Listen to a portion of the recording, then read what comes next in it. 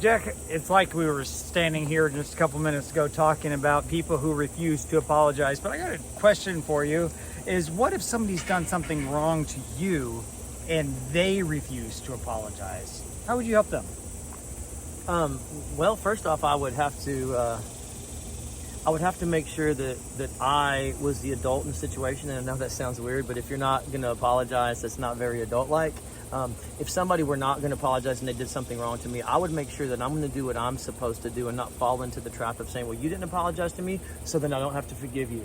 I don't think that's really it, because forgiveness isn't based on somebody else. It's a decision that you make on the inside, that I'm letting go of this. So the first thing I would say is I would not play into that, and I would just do what I'm supposed to do and not worry about the other person. You could just write them off as a person. Maybe they're just a bad person because they won't apologize to you.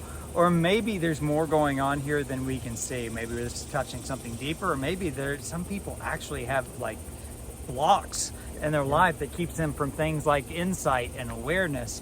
And a question that I like to ask is, do I need this apology? Because you can chase this thing off a cliff trying to make sure you get this apology that you need, just to find out that you're still mad at them after the fact.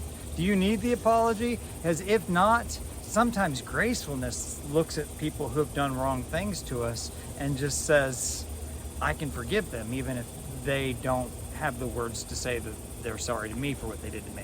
Yeah, and I think if you're looking for an apology and that's your main goal, that just seems like a selfish goal. Because somebody's saying, okay, I'm sorry. We don't even know if they meant it or not. You're just looking for some words to make you feel better about yourself.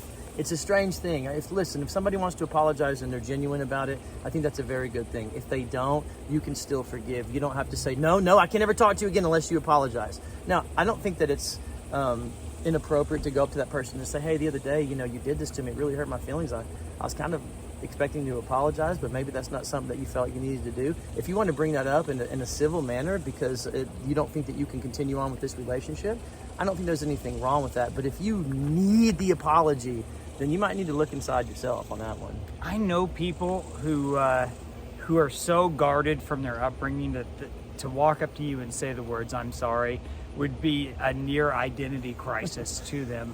But they find other ways to show they're sorry. They find ways to demonstrate that they're trying to soften. And what I would say to that is, listen, when they're demonstrating that they're sorry, when they're trying to do these things so that maybe you'll hear them, extend that olive branch. See if you can find the person. I'm assuming that you care about them, otherwise you wouldn't be so hurt about what's going on.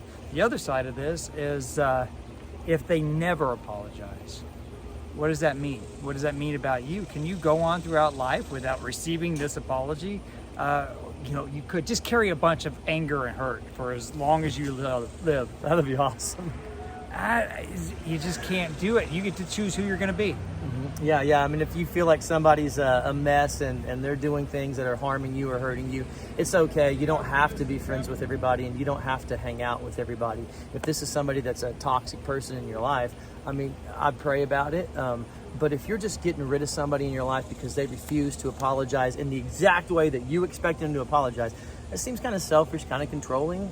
Again, I would be looking at yourself on that one. It's weird dynamics. Hurt people do strange things. Hurt people do hurtful things. And maybe you've been carrying hurt from a long time. Even hurt people displace their hurt. They give hurt from other people to other people. That's weird. That's heavy, deep stuff. But Jack is a therapist. I'm a therapist, and we would love to work